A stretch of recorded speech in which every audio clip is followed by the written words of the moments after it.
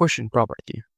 The quotient property states that the logarithm of a quotient is the difference of the numerator and the denominator logarithms.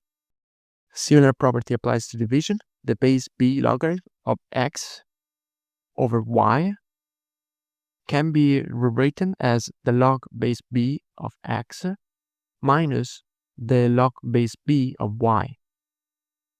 This means we can transform a division within a logarithm as a simple subtraction between two logarithms.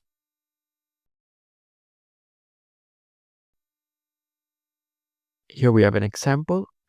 We have the log base 10 of 8 over 2, and we've rewritten it as the log base 10 of 8 minus the log base 10 of 2.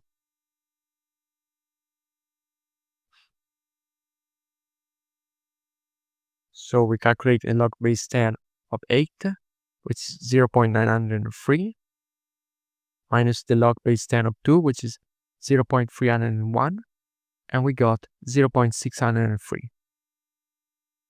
We could have also done this division. 8 divided by 2 is 4, so we could also calculate the log base 10 of 4, which is equal to this.